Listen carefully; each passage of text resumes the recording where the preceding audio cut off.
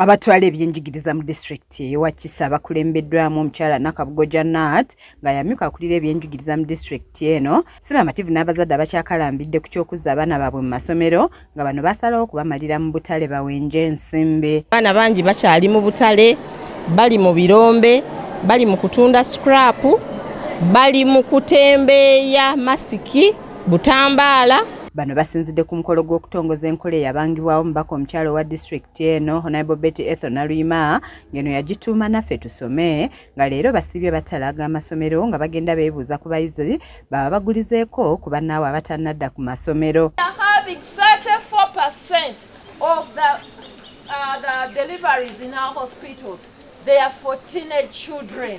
But more so, we are seeing that there is a very high rate of increase, and it's increasing HIV/AIDS contraction.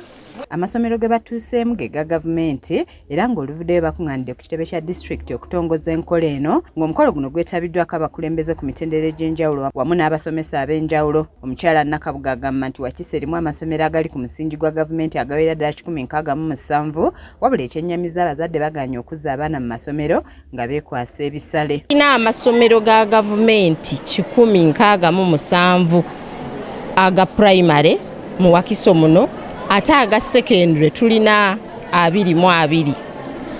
Amasomero gano gonna galindiridde abayizi bajje basome. Babakulira amasomero ga gavumenti ag'enjawulo balambululidde abakulu okusoomozebwa kwe bayitamu wakati nga bakakalabya emirimu gyabwe. Abasinga these days tubalina budde bw'okwogera n'abaana baabwe.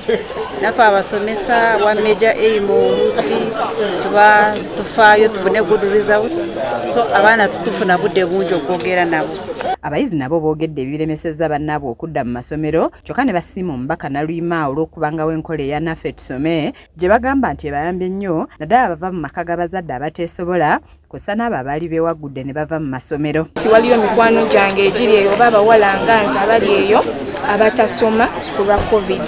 Okutuwawula obwongo nnyo okuba ne politics w'eggwanga lyaffe akiraga nti bapolitician ebeera nga voice of the people mu kitundu.